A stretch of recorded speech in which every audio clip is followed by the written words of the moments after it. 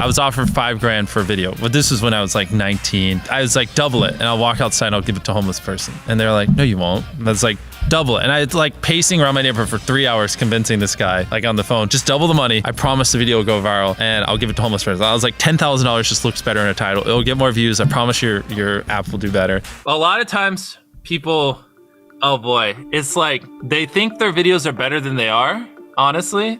And that tell them, Jimmy, tell them. I mean, they do that, and they have horrible friend groups because you really are like the type of YouTubers you hang around. It's getting people with the right YouTuber friend group that aren't pussies and will actually tell them when their content's bad and like actually roast it and help them get better in a nice, positive way. Basically what I did was I've somehow found these other like 4 lunatics. 3 of us were college dropouts. One was a high school dropout, and one, I don't know, he just like quit his job. We all were super small YouTubers, and we basically talked every day for 1,000 days in a row and did nothing but just like hyper study, like what makes a good video, what makes a good thumbnail, what's good pacing, like how to go viral. We would just get on Skype every morning, and like some days like I'd get on Skype at 7 a.m. and I'd be in the call until like 10 p.m. and then I'd go to bed, I'd wake up and I'd do it again. We'd do things like take 1,000 thumbnails and see if like there's a correlation to the brightness of the thumbnail to how many views it got. Imagine a world where it's just you working solo and you work 12 hours a day every day for like a year. And you're just grinding, you make a mistake, you learn from it, you grind, you make a mistake, you learn from it, and you do that for like a year.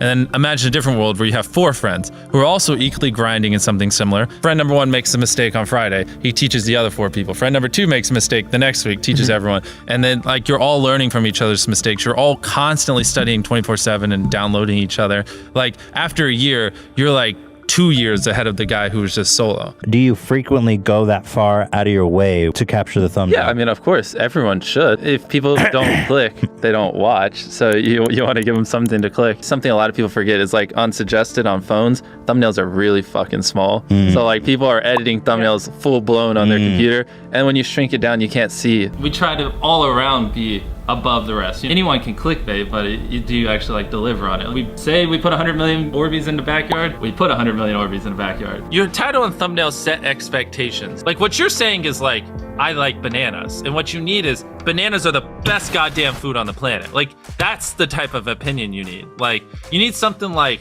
how to get 100 million views on YouTube, or not even that, that's not strong enough. You need something that makes people go, what the fuck? What the fuck did he say in that video? What the fuck?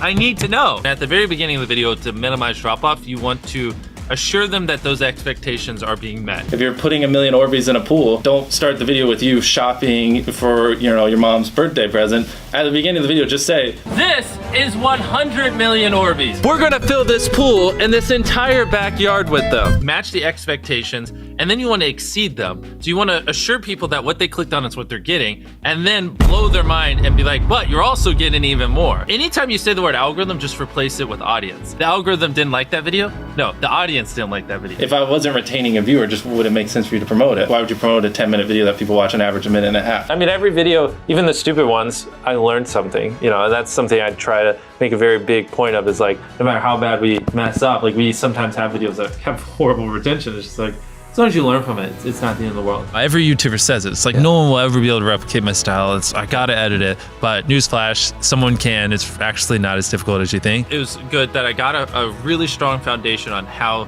YouTube works and how the style of videos I wanted and everything before I scaled up the team, if that makes any sense. I just want to make sure that's clear, because I've seen people try to build the team without foundation and knowing how to do well. I know that if we film this video, it will do well, just because I've spent a decade of my life hyper obsessing over YouTube and I have a good pulse on it. But if you didn't have that, then you wouldn't know. Like you wouldn't be able to spend $4 million on a Squid Game, because you might lose $2 million and then you can't pay your people. But of course, yeah, if I didn't have these people, I couldn't do half the stuff I do. For the last like 8 or 9 years, like every dollar I've made, I just spent it the next month on content. And I just did that every single month, and it just kept getting bigger and bigger, and here we are. Since I was 13, there probably hasn't been a single hour that's gone by that I've been awake where I haven't thought about YouTube. Like, I'm just focused on making the best videos possible, period. I don't care about making money. I don't care about time. I don't care about anything. I just want to make the best videos on the planet. Literally all the algorithm does is reflect what the people want to a T.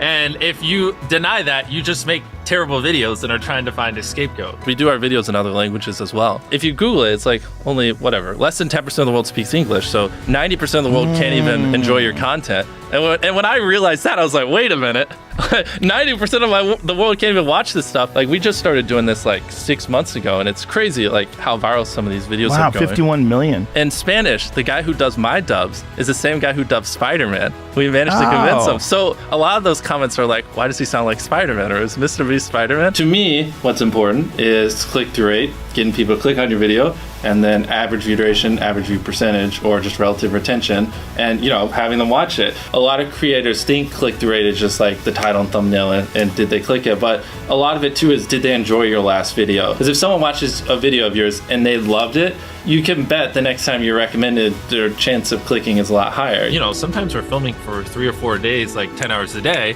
30, 40 hours of filming plus months of setup, whereas most creators probably film for a couple hours and set up for a day. Outside of just filming, we brainstorm video ideas, relentlessly, hours every day. By always doing all those things, it just distinctively sets it so far apart that it's basically, in my head, it's like, why would you not watch it? Viewers aren't stupid. They can tell when you half ASS, I don't know if I'm allowed to curse, a video, or if you really put in effort. And if they can tell you're putting in a lot of effort, they're gonna be more likely to click on future videos. And that snowballs. And because once you build that trust, they get to a point where it doesn't matter what you upload. They just know it's high effort and they just know it's great. And they're just conditioned just to watch because you have a good track record. And so with filming, it's just like trying to make sure we're doing everything we can, no matter how expensive it is, no matter how much time it takes, to make the best video possible. A lot of people, if they gave away 100 grand, they would make a huge deal about it. But sometimes we're just like, yeah, here's 100 grand. Thanks for watching, bye. Doing it that way makes it more fun and just more interesting. So I like to keep a little bit of it mysterious because I think that's what people enjoy. A lot of people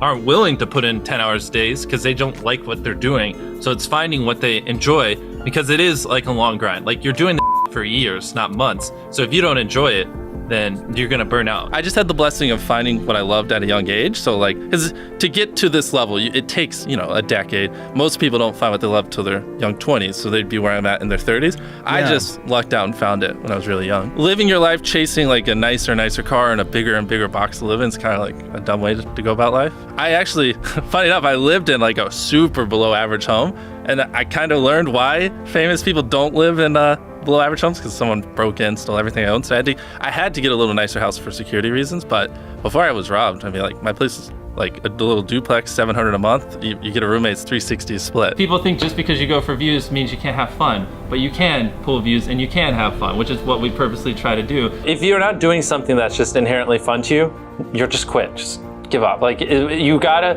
at least semi-enjoy what you're doing, or you're gonna quit long before it gets to the point where it brings in money or whatever else could be driving you. So find what you love, and then I would just hyper obsess. Make sure no one doing what you're doing is doing it better. Make sure the videos are as good as possible. You can be motivated by more than one thing. I'm motivated because I want to support my mom and my family. I'm motivated because I want to employ my friends and help them. I'm motivated because I want to help other people. I'm motivated because I want to be a YouTuber.